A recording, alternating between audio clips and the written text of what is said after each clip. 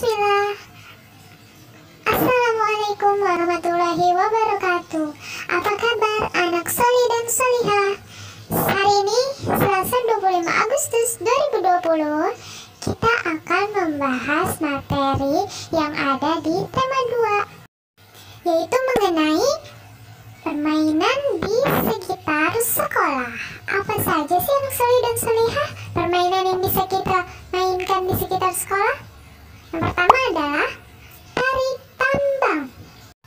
Nah, ketika kita bermain tarik tambang, kita menggunakan pastinya adalah tali tambang. Nah, tali tambang itu wujud bendanya adalah benda padat. Seperti itu anak solih dan solihah. Kita lanjut ke contoh berikutnya ya. Contoh permainan yang bisa kita mainkan di sekitar sekolah selanjutnya adalah taplak gunung. Anak solih dan solihah pasti sudah pernah bermain permainan yang satu ini kan? Entah itu di sekolah ataupun di rumah. Jika kita ingin bermain permainan taplak gunung, kita harus memiliki yang pertama kapur, kepingan genteng atau batu. Nah, wujud kapur, kepingan genteng atau batu itu wujud bendanya adalah padat anak solih dan solihah. Seperti itu. Nah, lanjut ke contoh permainan yang ketiga. Ada estafet ember berisi air.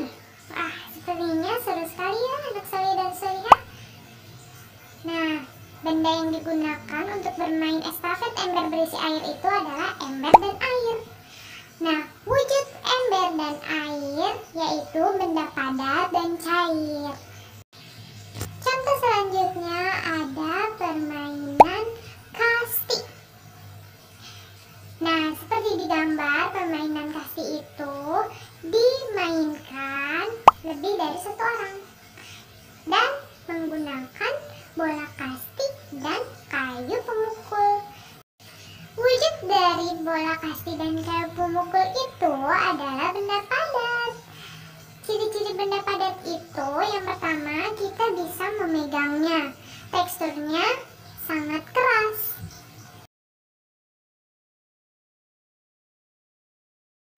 Sekarang kita lanjut ke subtema 4, yaitu membahas tentang macam-macam benda di tempat wisata. Anak solih dan solihah juga sering kan berwisata dengan umi abinya. Tapi anak solih dan solihah sering tidak sih memperhatikan benda-benda yang ada di sekitar tempat wisata? Yuk kita sebutkan benda apa saja yang sering kita lihat di tempat wisata. Yang pertama, benda yang sering kita lihat yaitu perosotan. Nah, benda yang satu ini sering kita lihat di tempat wisata, betul apa tidak? Nah, perosotan ini termasuk ke dalam benda padat anak solih dan solihah. Selanjutnya ada kelereng. Kelereng ini adalah permainan yang dimainkan oleh laki-laki. Ini juga termasuk benda padat. Selanjutnya di tempat wisata juga pasti ada kolam air.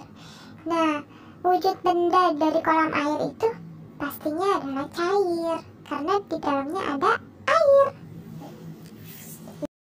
Selanjutnya ada climbing atau panjat tebing. Panjat pohon juga bisa kok, tapi juga harus menggunakan peralatan yang aman ya solih dan solihah. Lanjut, ada ayunan. Nah, wujud benda dari ayunan ini adalah benda padat.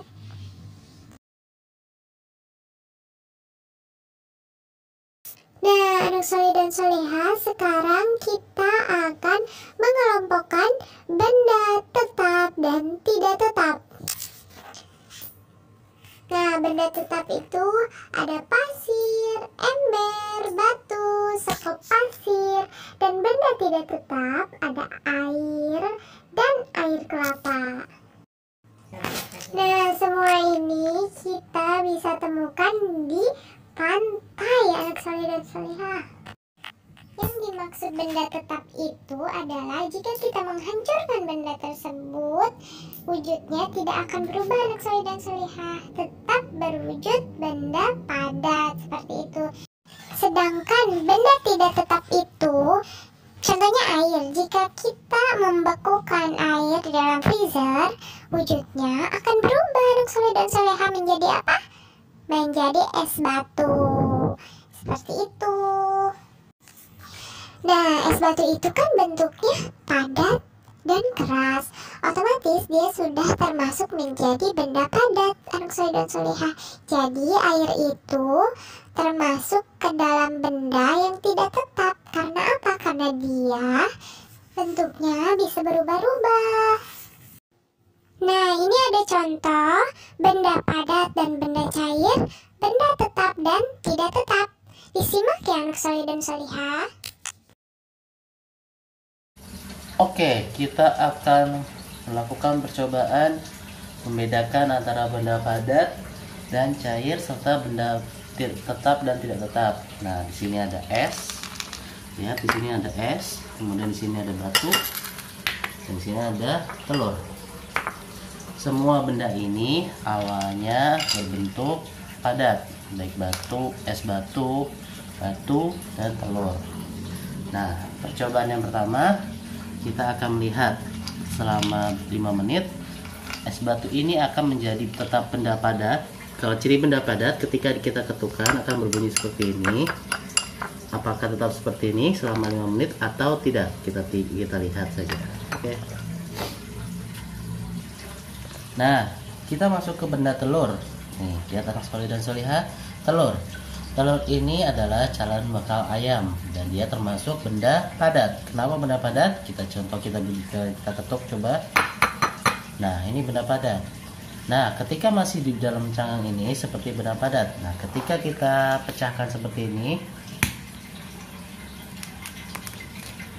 menjadi benda cair dan wujudnya tidak tetap. Nah, tuh bisa dilihat anak soleh dan solihah. Ada kuning telur, ada putih telurnya, tinggal dikasih garam, daun seledri, insya Allah jadi enak. Syukran. Karena sudah sekalian diceplok, kita akan bikin telur goreng. Nah, untuk bikin telur goreng ini dibantu nanti ya, didampingi Umi Abinya. Kita pertama tuangkan minyak. Nah, seperti ini cukup. Kemudian kita masukkan telur yang tadi sudah kita ceplok. Masukkan, sereng. Hati-hati. Sudah. Jangan lupa ini namanya apa? Garam.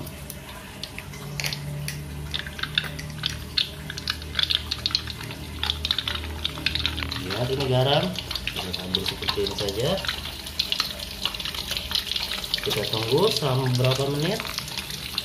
Soleh dan solihah. Alhamdulillah, soleh dan solihah. Nah, ini sudah menjadi benda padat nih. Wah, enak tuh, ada kuning telurnya tuh. Ada kuning telurnya. Tinggal tunggu berapa menit, berapa detik lagi atau menit lagi, siap dimakan. Tada, alhamdulillah sudah jadi. Hati-hati dengan percikan minyaknya. Hati-hati. Nah, tuh. Kita balik. Wah.